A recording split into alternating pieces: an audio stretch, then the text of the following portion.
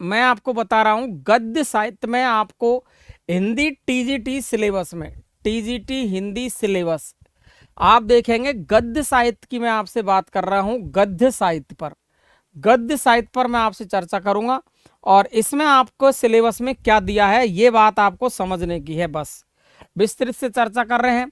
देखिए सभी जो सिलेबस होते हैं उनमें हिंदी साहित्य का इतिहास बहुत बड़ा चढ़ा करके दिया जाता है। बिल्कुल बिल्कुल बहुत बड़ा चढ़ा करके दिया जाता है। यहाँ आपके सिलेबस में क्या दिया गया है देखो, हिंदी साहित्य का उद्भव पूछा, एक तो हिंदी साहित्य का उद्भव, विकास और गद्य साहित्य की विधा। अब देखो इसने नाम तो छोटा सा दे दिया, लेकिन सवाल ये कहीं से भी आपको पूछ सकता है हिंदी साहित्य का उद्भव कैसे हुआ है, इसका विकास कैसे हुआ है और गद्य साहित्य में कौन कौन सी विधाएं। अब गद्य में तो देखो आपकी बहुत सारी विधाएं हैं। गद्य में आपकी कहानी है, उपन्यास है, नाटक है, रिपोर्टाज है, आत्मकथा है, जीवनी है, संस्मरण है, काफी सारी विधाएं हैं। अब हमको उनमें क्या क्या पढ़ना है, महत्वपूर्ण बातें क्या क्या है, इसके बारे में आपको यहाँ पर बिल्कुल बिल्कुल चर्चा करनी है।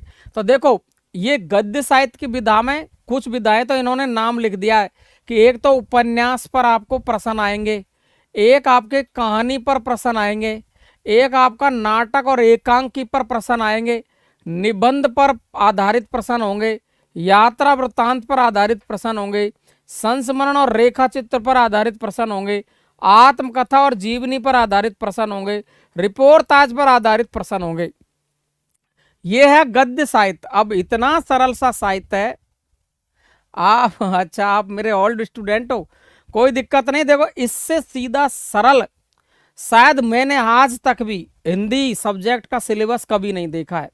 इतना इतना सीधा जो आपको ये दिख रहा है, इतना सीधा सरल, इससे सीधा हिंदी का जो सिलेबस है वो मैंने कहीं नहीं देखा। हिंदी साहित्य का उद्भव विकास देखना है और गद्य साहित्य की विधा है ना, ये आपको दे रखी है। उपन्यास, कहानी, नाटक, निबंध, यात्राव्रत, संस्मरण, रेखाचित्र, आत्मकथा, रिपोर्टाज। अब देखो साथियों इसमें क्या करना है सॉरी, आपको डिटेल तो मैं पढ़ाऊंगा ही, डिटेल तो मैं पढ़ाऊंगा, इसमें तो कोई खास बात ही नहीं है।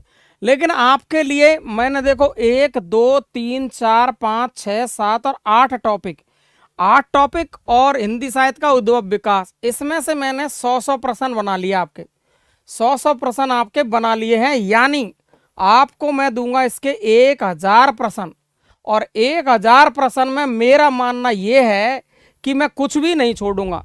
100 प्रश्न ऐसे बनाए हैं कि उपन्यास के जितने सारे महत्वपूर्ण प्रश्न, देखो दुनिया लंबी चौड़ी है लेकिन 100 प्रश्नों में मैं पूरा समेट दूंगा उपन्यास को। इसी तरीके से 100 प्रश्न कहानी के, 100 नाटक के, 100 निबंध के, 100 यात्राव्रत के, 100 संस्मरण के, आत्मकथा के, रिपोर्टाज के। 100 प्रश्न यदि हमने पढ़ लिए और पूरी डिटेल पढ़ ली तो हम बिल्कुल पक्के हो जाएंगे 100 के 100 राइट करने लायक। बात समझ में आ गई? तो ये अपन को डिटेल से पढ़ना है। प्रीति इसमें एनसीईआरटी की बुक है नहीं है तो आपको टेंशन लेने की जरूरत नहीं है बिल्कुल भी। एनसीईआरटी का कोई मैटर इसमें है नहीं है 1% भी। यहाँ साहित्य पर आधारित प्रश्न होंगे। एनसीईआरटी में से क्या पढ़ाना वो तो मैं पढ़ाऊंगा ना, आपको टेंशन लेने की जरूरत कहाँ है। एनसीईआरटी की बुक से मुझे क्या पढ़ाना है वो मैं पढ़ाऊंगा, टेंशन लेने की जरूरत नहीं है। यहाँ पढ़िए आप तो आराम से। अगला देखेंगे अपन, तो देखो हिंदी साहित्य का उद्भव विकास है और गद्य साहित्य में ये आपके 8 टॉपिक लगाए हैं, इन पर प्रश्न आने हैं। केवल इसमें कोई डिटेल नहीं दी है, केवल इतना कहा है कि उपन्यास में से प्रश्न आएंगे। हिंदी साहित्य का प्रथम उपन्यास कौन सा है, ऐतिहासिक उपन्यास कौन सा है और ये उपन्यास किसने लिखा है, बस ये किस विधा की रचना है, ऐसे सवाल आपको पूछेंगे। ठीक है, अगला चलूं। बिल्कुल यूट्यूब पर पढ़ाऊंगा, क्यों नहीं पढ़ाऊंगा मैं यूट्यूब पर। आगे देखो, ये तो था हिंदी साहित्य का इतिहास, इतना सा आनंद आ जाएगा, बिल्कुल बहुत मजेदार सिलेबस है। अब देखो काव्य शास्त्र है, उसमें से क्या दिया है। एक तो हिंदी में काव्य का विकास कैसे हुआ है, आदिकालीन काव्य पर प्रश्न आएंगे। आदिकालीन काव्य किसको कहते हैं, जो संस्कृत में काव्य लिखा गया, जैसे आचार्य भरत मुनि के बारे में, आचार्य मम्मट के बारे में, आचार्य विश्वनाथ के बारे में, ये ठीक है ना। तो आपको पीजीटी को नहीं पढ़ाएंगे क्या? पीजीटी पढ़ाएंगे ना नीलम जी, क्यों नहीं पढ़ाएंगे, पीजीटी भी पढ़ाएंगे। लेकिन ये कोर्स अपन ने जो सिलेबस दिया है ये टीजीटी के लिए दिया है, बस इतना सा ध्यान रखना आपको।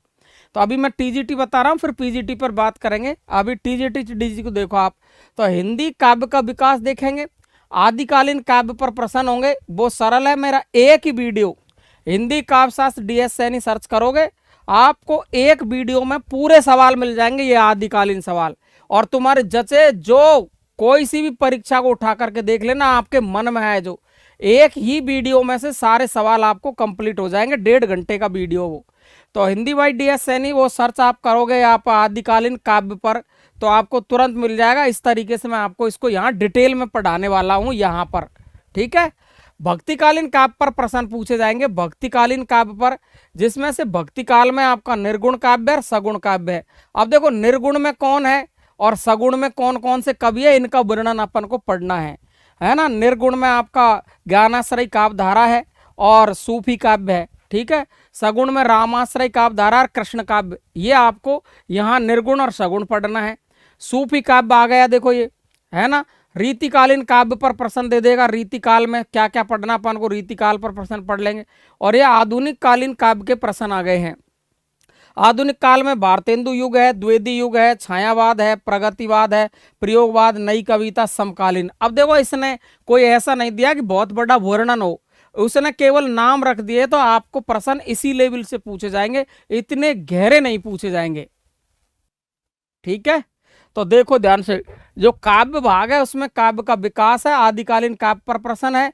भक्तिकालीन काव्य में आपको निर्गुण, सगुण और सूफी पढ़ना है। रीतिकालीन काव्य पर प्रश्न पूछेंगे आधुनिक काल पर, जिसमें भारतेंदु, द्विवेदी, छायावाद, प्रगतिवाद, प्रयोगवाद, नई कविता और समकालीन कविता आपको पढ़नी है। ये आपका काव्य भाग छोटा सा है, ये देखो आप। अब देखो व्याकरण की बात करेंगे अपन, तो व्याकरण में आपका छोटा सा ये देखो, हिंदी भाषा का विकास और व्यावहारिक व्याकरण पर चर्चा की है। अब इसमें क्या दिया है, बहुत सरल है, देखो हिंदी भाषा का विकास और इसकी उपभाषाएं और बोलियां। मैं आपको 5 ट्रिक बताऊंगा, केवल 5 लाइन, 5 लाइन में पूरा टॉपिक कवर है, एक भी सवाल तुम्हारा कहीं बाहर नहीं जाएगा। कैसे, देखो एक तरीका बता देता हूं। जैसा आपसे कहेगा इसमें पश्चिमी हिंदी की बोली बताओ, पश्चिमी हिंदी के अंतर्गत कौन कौन सी बोलियां आती है, कौन कौन सी भाषा आती है। तो पश्चिमी हिंदी को मैं कैसे पढ़ाऊंगा आपको, देखो मैं कहूंगा आपसे पश्चिम में ब्रज बुंदेली का काना खड़ा है, ब्रज बुंदेली का काना खड़ा है, बुंदेली का काना खड़ा है, काना खड़ा है। अब देखना, इससे आपको पश्चिम के अंतर्गत आने वाली बोलियां, पश्चिम से पश्चिमी हिंदी है, तो ब्रज से क्या होगी, ब्रज भाषा, कौन सी हो गई, ब्रज। बुंदेली से कौन सी हो गई आपकी, बुंदेली, कौन सी हो गई, बुंदेली। कैसे कौन सी हो गई आपकी, कन्नौजी, कौन सी हो गई, कन्नौजी, कन्नौजी हो गई। और देखो है से कौन सी हो गई आपकी, हरियाणवी, हरियाणवी, हरियाणवी हो गई। खड़ा से कौन सी हो गई, खड़ी बोली। ये लो, ये कंप्लीट हो गई पश्चिमी हिंदी की बोली। तो मैं आपको ऐसी 4 से 5 लाइन पढ़ाऊंगा, 4 से 5 लाइन में तो आपको पूरी ये कंप्लीट है, हिंदी भाषा का विकास, भाषा, बोलियां सब कंप्लीट हो जाएगी। क्लियर हो गई। इस तरीके से ये पश्चिमी हिंदी की है, इसी प्रकार से पूर्वी हिंदी, इसी प्रकार से राजस्थानी हिंदी, इसी प्रकार से बिहारी, इसी प्रकार से पहाड़ी, कंप्लीट।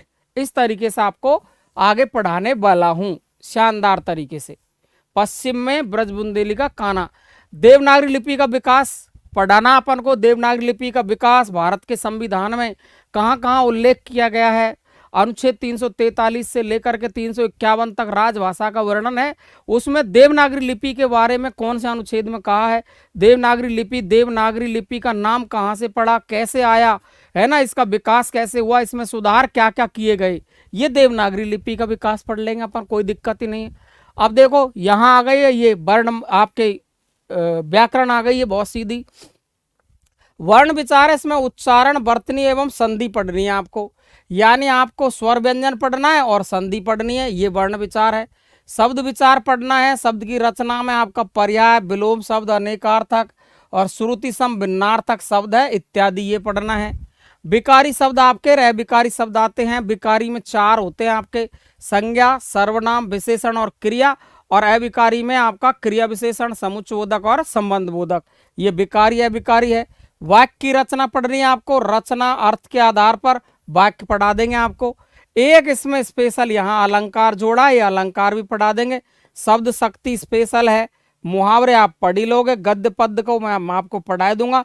और संविधान में हिंदी की स्थिति क्या है ये मैं आपको अभी बता रहा था, वो बता रहा था। संपर्क भाषा हिंदी, प्रयोजन मूलक हिंदी, कार्यालय हिंदी, मानक हिंदी के बारे में अपन वर्णन कर देंगे।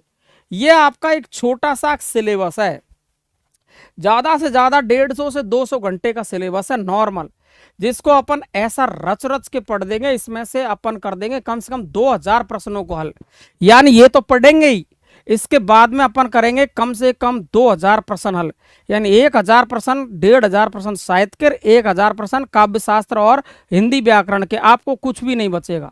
ये कंप्लीट दूंगा मैं हाथ से बना के, आपको मस्त आनंद आ जाएगा बिल्कुल। ये था आपका हिंदी का सिलेबस।